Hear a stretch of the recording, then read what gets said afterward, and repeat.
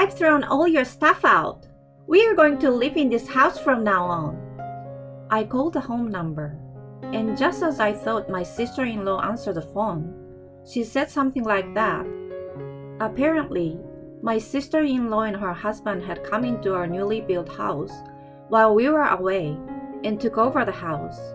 But I honestly didn't understand what she was talking about, because there was no way I could have any of my belongings in that house. I'm divorced and living in France. I took all my belongings to France, so there should be none of my things in the house. Whose belongings did you throw away? What? My sister-in-law stiffened from surprise, and the phone went silent. The items she had thrown away were: my name is Susan. I'm 23 years old, and I'm a painter by trade. I'm married to my husband Michael, who is the same age as me, and we recently bought a new house. Michael and I were college classmates, and although we started out as friends, he has liked me since the day we met on our first day of school. The first time I met Michael was when I was lost in the large campus of the university, and Michael happened to pass by and kindly guided me to the venue of the entrance ceremony. We became good friends from that day on, and see, we happened to be in the same department. We often collaborated with each other in finding materials for our graduation thesis and reports, choosing the same industrial field in which we shared a common hobby. Our friends asked us if we were dating. When I denied it, they would sometimes open their mouths and said, "Why don't you guys start dating then?" I guess it was inevitable that we both became somewhat conscious of the other. Then, after receiving a job offer, Michael confessed to me that he wanted me to go out with him on the assumption that we would get married. I was perplexed because I had treated him as a friend until then, but I agreed to go out with him because of his serious expression and the fact that I did not dislike him myself. Since we had known each other for a long time through our university relationship, we got married very quickly after about 3 months of dating. However, our happy marriage did not last long. Michael's parents were wealthy and gave him a brand new house as a wedding present. Michael himself got a job at a big and prestigious company, and everything seems to be going well. However, Michael's parents were not happy with me marrying their son. I don't understand, but is it profitable for a woman to be a painter? I find it hard to believe that a young woman painter like yourself can produce out of any value. I'm just trying to make a name for myself. Oh, this is so silly. You didn't marry my son to beg for money until you could sell your name, did you? Huh? But Michael proposed to me. I was puzzled when I saw Michael's parents raising their eyebrows at me. I had only gone to college because I wanted a college degree and a teaching license just in case, and I planned to live as an artist after graduation. I also ensured that if I did not sell as an artist, I would use my teaching license to become an art teacher. Michael knew this and asked me to marry him. However, Michael's parents were not aware of this and began to complain about it after the marriage. I was at a loss for words. Michael was so uptight about his parents that he pretended to be unaware of it. When I got home, I expressed my concern to Michael. "Why didn't you tell your parents?" Of course, it's because they're against it and won't approve of the marriage. You can see it in their attitude, can't you? He made a bitter face and argued with me. Did he want to get married to me that badly? But I don't think I can get along with those parents. I had mixed feelings. Being a painter is different from working in a company. The income is unstable, and you don't know when you will be able to make a name for yourself. It's a tough world, where there is a chance you will be famous only after you are gone. It was understandable that my mother-in-law thought I was trying to get money from her son. There are many people in the world who do not understand painting itself or the people who paint. Painting is not a necessity. If painting did not exist in the world, it would not affect human life in any way. But this is what I believe. I believe that just one painting on the wall of a room can enrich a person's life. My parents-in-laws are not the only problem. I have another problem. It was Michael's sister Bella. Not only does she have no understanding of life, but she seems to be after our new house, which was a gift from Michael's parents. Michael, you have a few extra rooms in your house, don't you? Why don't you and I move in together? My sister-in-law hugged my husband and asked him to let her move into our house. No way! Why should I live with you when I just got married? Michael is pushing back his sister's hug with his hand. You don't have kids, right? I will let you take care of my kids. You said you wanted kids. Isn't that just a way of forcing us to take care of your child? I was giving my sister-in-law a stink eye. My sister-in-law didn't like my attitude. Michael should have married a girl who was prettier or made more money. You are a sucker for collectibles, aren't you? What the fun in keeping an artist at home who can't sell? My sister-in-law's words startled me so much that I was at a loss for words. Hey sis, don't talk like that. That's disrespectful to Susan. Besides, are you trying to tell me that I don't have a good eye for women? You really don't. Are you trying to be some kind of patron or something? What's in it for you, sticking your money in this woman's face? Bella has turned the blade of her words against my husband, her own flesh and blood, with no mercy at all. It's not like I married her for benefits. I simply just wanted to be with Susan. Michael glared at his sister with anger in his voice, but she just smiles at him. Why are you so angry? You're just mad because I hit the nail on the head.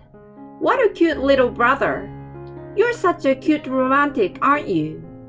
For my sister-in-law, the word cute was not a compliment, but a term she used to describe someone she considered beneath her. She thinks of him as a little dog.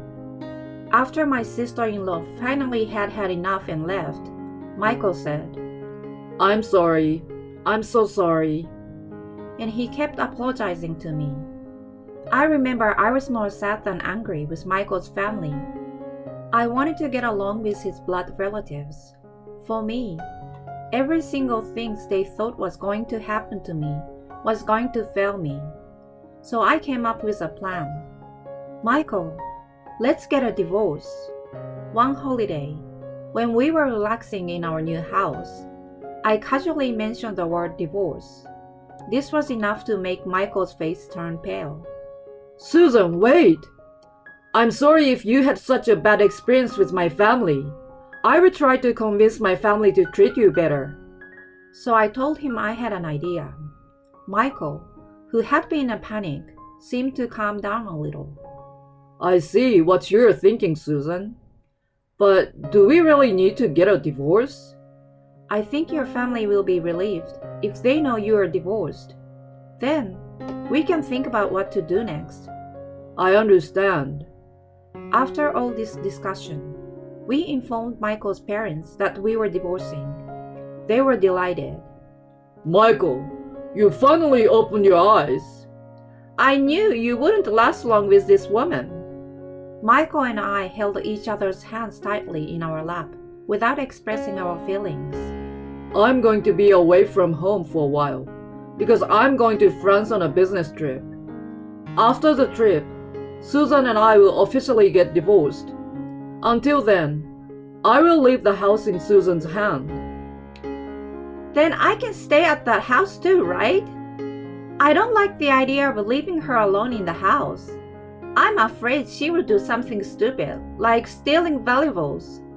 Bella, who had come to see us, raised her hand. Of course, we have a room available, so you're welcome to stay. I don't know who you are to welcome me when you won't even be in that house for any longer. I swallowed down what I wanted to say to her, and all I could do was smile in annoyance. She can say all she wants, But after this, we'll be out of your reach, no matter how much you complain. So Michael flew off to France, and Bella and I stayed at the house. The next day, I made a proposal to her. Bella, I have a favor to ask you. I have to go visit a friend from out of town, so I have to go away on a trip. Can I ask you to look after the house while I'm gone? You can't even do a simple task Michael asked you to do. As she said that, my sister-in-law suddenly fell silent, as if she just had an epiphany, and immediately grinned. Yes, of course you can. I will take care of the house. Leave it all to me. I left my sister-in-law with the keys to the house, packed my belongings in my carry-on bag, and left the house. I felt a little sad to say goodbye to my new home, but I made up my mind never to look back and headed for the airport. A week later, I called my sister-in-law and asked her, Hi Bella, how are things at home? Oh, I threw all your things away. What? I'm inviting my husband and children to join me, and we'll take this house. There's no place for you to go now. I knew my sister-in-law wanted our new house. Why don't you go live at your friend's house? I'm sure it would be a nuisance for them, having a lousy painter staying with them. I'm sorry, I lied to you.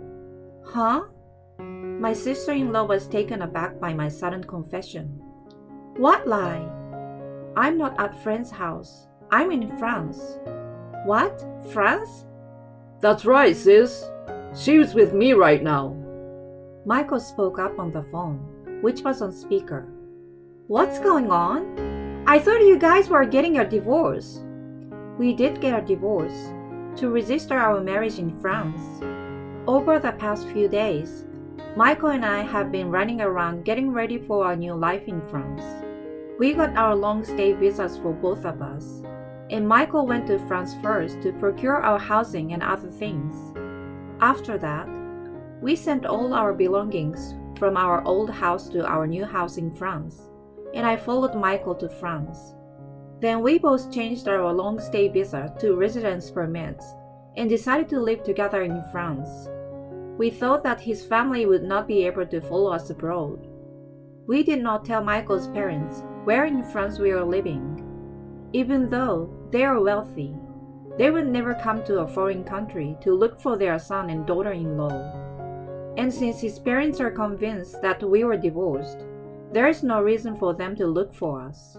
It was true that Michael was going to France, but it was not a business trip.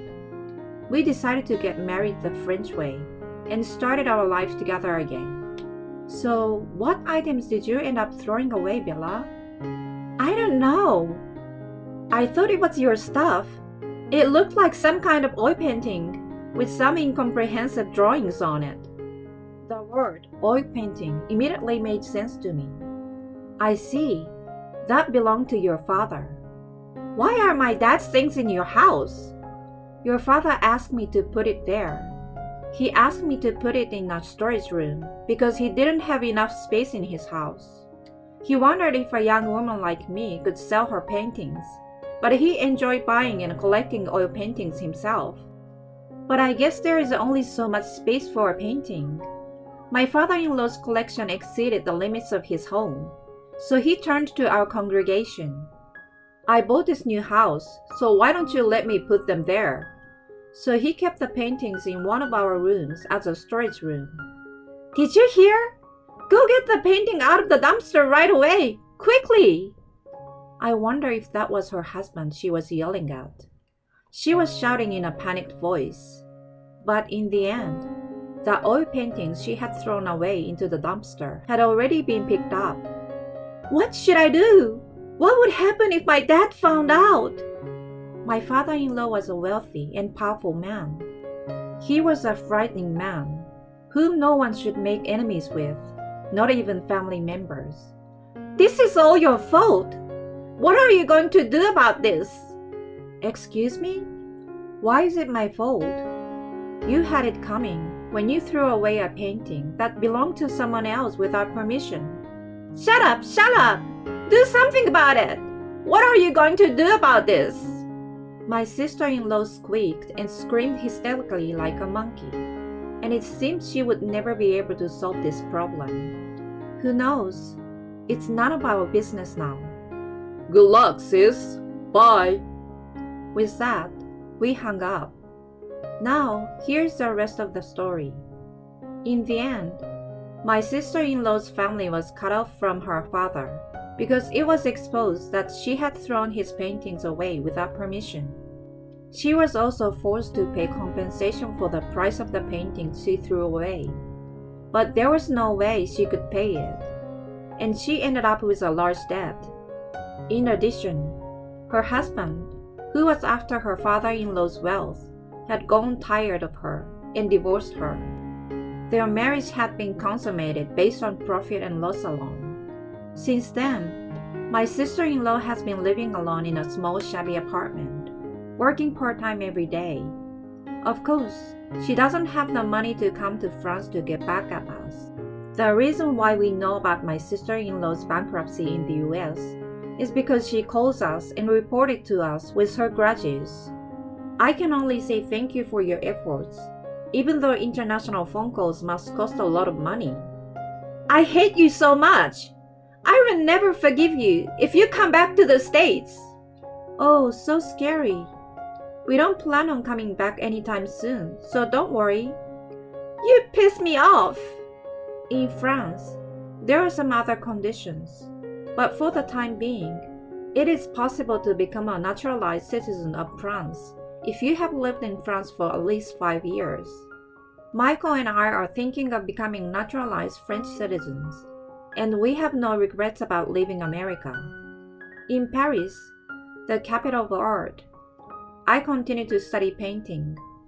I have a mentor who has been teaching me how to paint and helping me to find a job as a painter.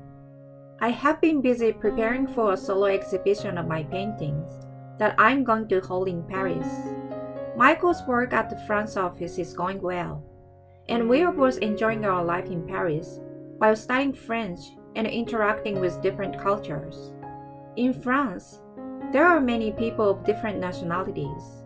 Cross-cultural exchange with these people gives me a stimulation that I cannot experience in the US, and it motivates me to create more and more.